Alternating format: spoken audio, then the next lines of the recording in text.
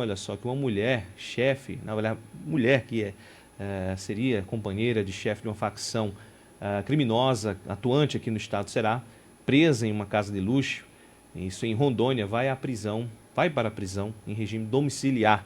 Informação que obtivemos é que juízes da Vara de Delitos de Organizações Criminosas decidiram que Michele Sayomara Sampaio Rocha fosse para a prisão domiciliar e a mulher é acusada de integrar grupo criminoso e lavagem de dinheiro também, sendo a companheira de Francisco Silas de Moura Araújo, popularmente conhecido Mago, que é uma das principais lideranças da facção criminosa atuante em Caucaia. A Michele foi solta e deve ser monitorada por tornozeleira eletrônica, estando proibida de acessar a internet.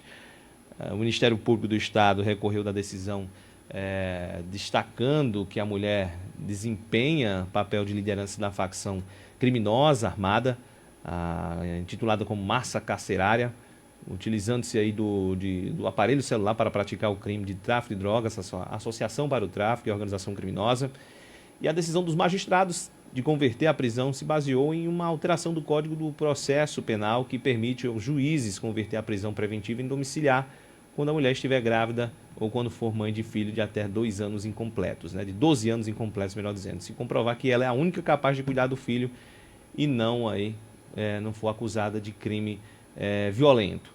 A Michele foi presa no dia 5 de setembro deste ano, isso em um condomínio de luxo em Rondônia. Ela foi um dos alvos da operação que foi realizada pela Polícia Civil do Estado e que resultou na captura de 34 membros de uma organização criminosa suspeitos de ameaçar e intimidar eleitores e extorquir candidatos na região metropolitana de Fortaleza. E o Ministério Público considerou que a decisão foi genérica e destaca que os filhos da acusada têm pai e avós devidamente registrados em sua certidão de nascimento e que contraria a alegação de dependência exclusiva da mãe. Consta na decisão que, apesar da grande reprovação dos delitos praticados e de sua atuação de destaque em prol da organização criminosa, estes são despidos de violência ou grave ameaça em sua tipificação. No último domingo, os promotores de justiça e de combate às organizações criminosas disseram que a concessão da prisão domiciliar de uma pessoa em tal posição é incompatível com a necessidade de proteção da ordem pública.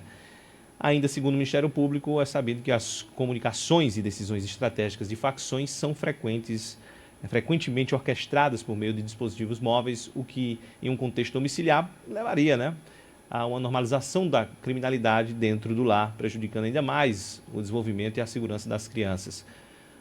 Pois é, senhoras e senhores, só destacando quem é o Mago, o companheiro dessa mulher, dessa Michele, o Francisco Silas já teve na lista dos mais procurados aqui do estado do Ceará, em troca de informações que resultassem na prisão dele. Inclusive, as autoridades ofereceram R$10 mil.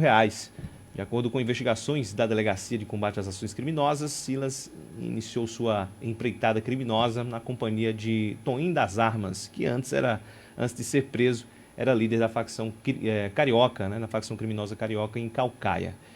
Portanto, aí, destacando um pouco de quem era o Silas, de quem é o Mago, na verdade, e o desdobramento em torno da mulher desse líder dessa facção criminosa, atuante aqui no estado, será sendo presa em uma casa de luxo, inclusive, indo para a prisão domiciliar. 11 horas e 54 minutos, 11h54, olha só, familiares e advogado de chefe de tráfico de drogas são absolvidos de integrar quadrilha aqui no nosso estado. Familiares e o advogado de Francisco Talvani Teixeira, que estão entre as 11 pessoas absolvidas pela Justiça Estadual das acusações de integrar uma organização criminosa e de realizar lavagem de dinheiro. O Talvani era apontado como chefe do tráfico de drogas em Itapipoca e região, no interior aqui do estado do Ceará. E foi assassinado na frente de seus advogados em um restaurante na capital Fortaleza em abril de 2019. A Vara de Delitos e Organizações Criminosas julgou improcedente, no último dia 2 de outubro, a denúncia do Ministério Público do Estado e absolveu o Aldemir Lima Nunes, o Elísio Rodrigues Pelúcio e o Francisco Natanael Oliveira, assim como também o Francisco Talvani Teixeira Júnior, a Maria Ivonete Marques Pires, Maria Lourdes Ferreira, Marcílio Pires de Souza, Paulo Calbir Batista, o Paulo Calbir Batista Lima Júnior, o Pedro Severo Holanda, o Reginaldo dos Santos Cândido também. A Justiça Estadual também, olha só, expediu alvará de soltura para Marcílio de Souza, o único réu alvo do mandado de prisão no processo criminal. Entre os réus absolvidos estão a esposa e o filho de Talvânio Teixeira, Maria Lourdes Teixeira e o Francisco Talvânio Teixeira Júnior, respectivamente. O advogado de Talvânio e o filho Paulo Calbir Batista Lima e Paulo Calbir Batista Lima Júnior. A justiça concluiu que faltaram, na verdade, provas para condenar os réus por organização criminosa. Sobre o crime de lavagem de dinheiro, senhoras e senhores, o colegiado de juízes da Vara de Delitos e Organizações Criminosas considerou que, para que se configure o crime de lavagem de dinheiro, é indispensável a existência de um delito antecedente que tenha gerado os bens diretos ou valores objeto de lavagem. Portanto, destacando aí que em relação a Francisco Talvânio, o Ministério Público também sustenta, né, que ele integrava a interposta pessoa de seu genitor à organização criminosa em questão, praticando funções relacionadas à ocupação patrimonial das infrações penais cometidas pelo referido grupo criminoso, o que descreveu a própria sentença. O destaque também é que R$700 mil teriam sido movimentados em apenas 30 dias por outro testa de ferro, entre aspas, da organização criminosa, de acordo com a acusação.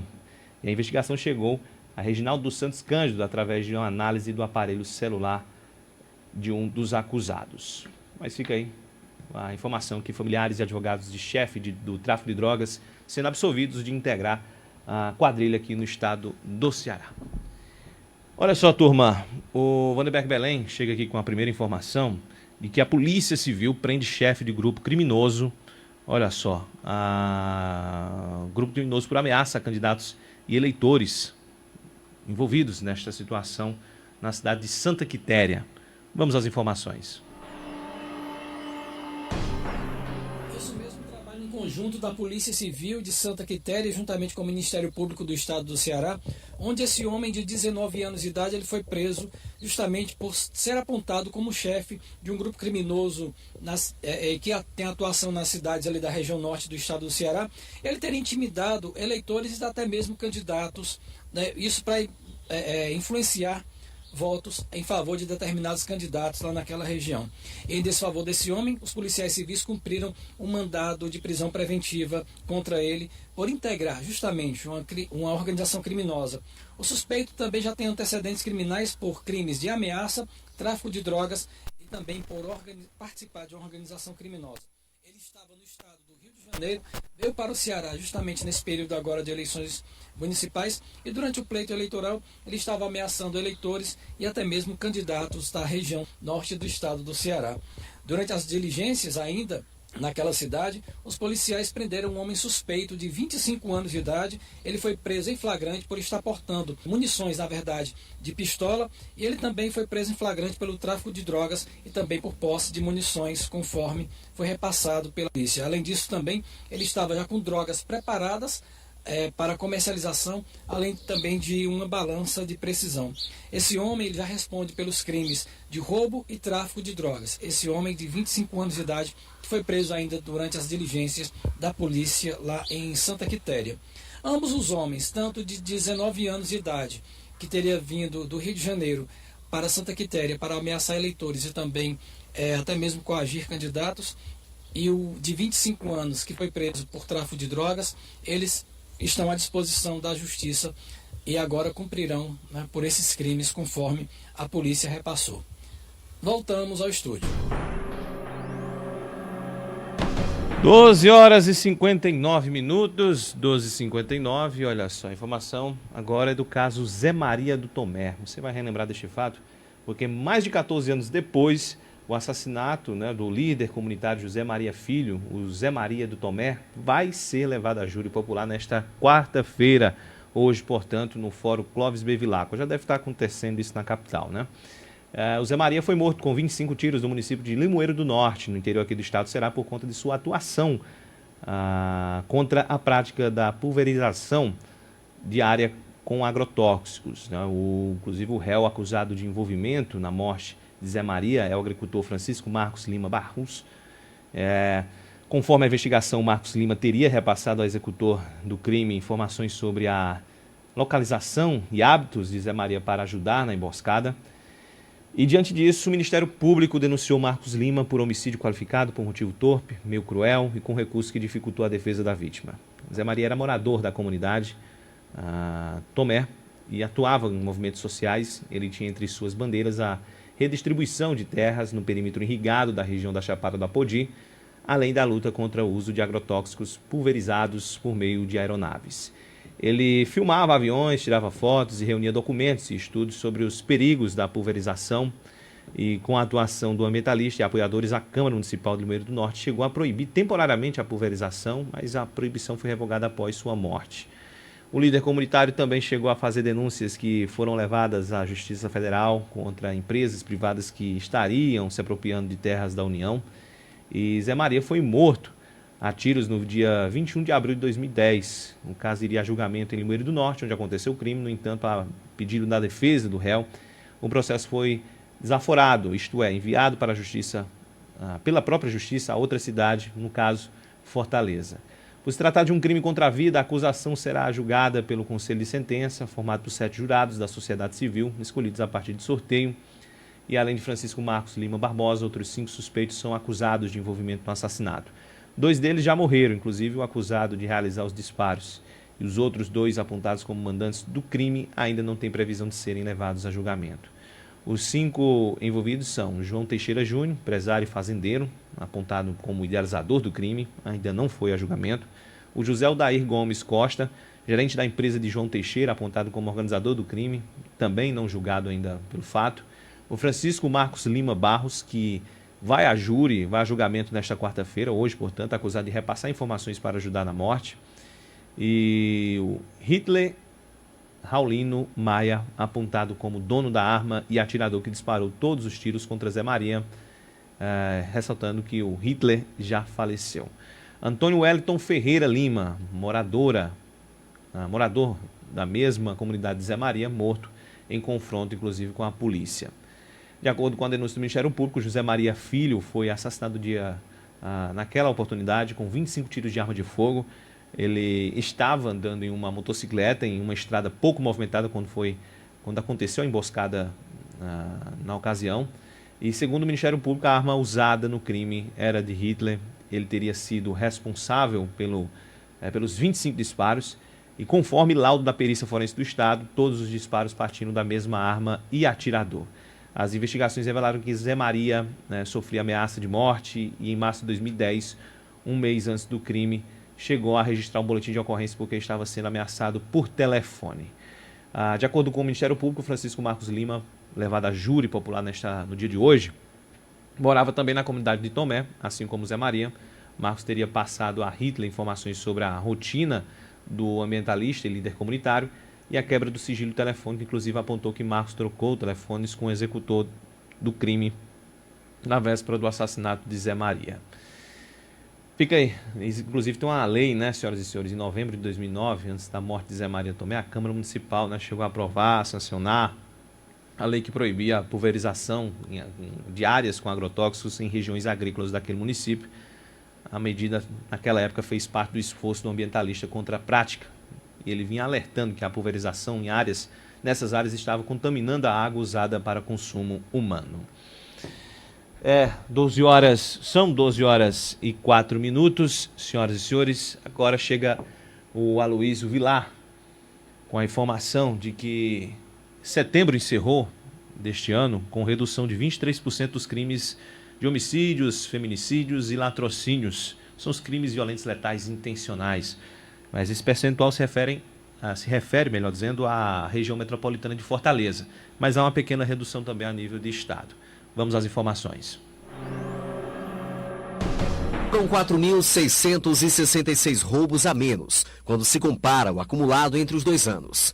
Em 2024, foram 27.914 ocorrências registradas, contra 32.580 CVPs entre janeiro e setembro do ano passado. A redução acumulada do ano se estende a todas as regiões cearenses, com destaque para as cidades do interior sul, que tiveram diminuição de 27,5% nos registros de roubos no acumulado do ano. Ao todo, foram registradas 1.720 ocorrências entre janeiro e setembro de 2024, e nos 9 primeiros meses de 2023 foram 2.372 casos. No interior norte, a diminuição ficou em 8,3%, com 2.110 roubos em 2024 contra 2.301 ocorrências em 2023. Na região metropolitana de Fortaleza, a redução ficou em 24,4%, com 4.311 registros neste ano contra 5.699 roubos no ano passado. Na capital, a diminuição foi de 11%,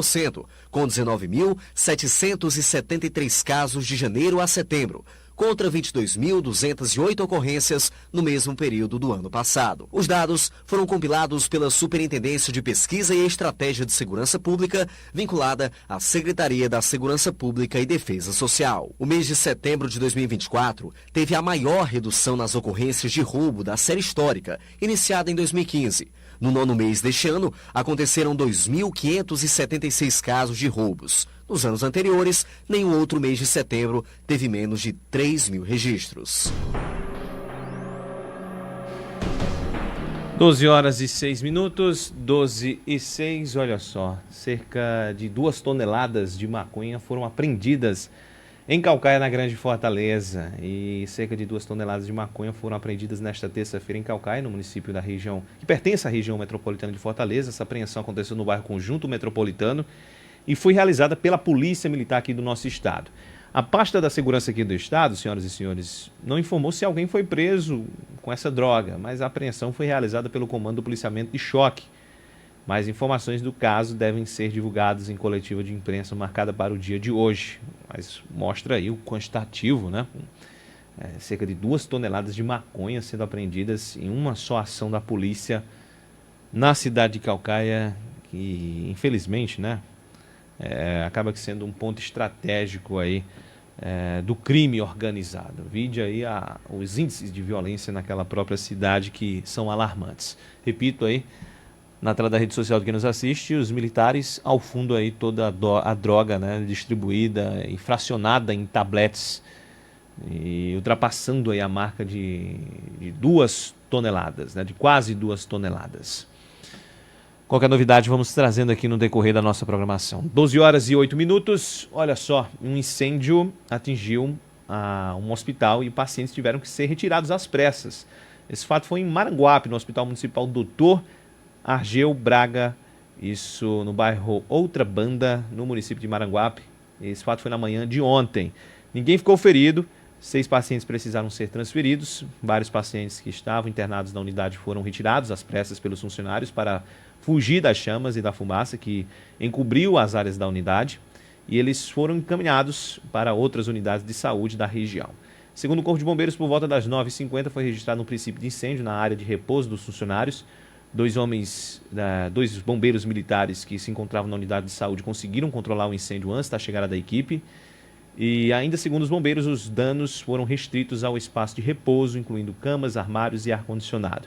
Em nota, a prefeitura daquela cidade, olha só, informou que o princípio de incêndio foi identificado na sala de repouso, setor destinado a enfermeiros, que fica isolado do setor destinado aos pacientes. E por precaução, né, obviamente, alguns desses pacientes foram retirados dessas enfermarias mais próximas e alguns deles enviados à unidade de pronto atendimento. Apesar do susto, tudo já foi devidamente resolvido, foi o que afirmou por meio de nota a administração municipal. Um torcedor foi condenado a 10 anos de prisão após tentar matar um rival em dia de Clássico Rei. Pois é, esse torcedor foi condenado a mais de 10 anos de prisão por tentar matar um torcedor do Ceará. E o crime aconteceu no bairro Montese, em Fortaleza, no mês de agosto de 2023, no dia de um Clássico Rei, como é conhecido o jogo, né, entre esses dois times. E a condenação aconteceu nesta terça-feira.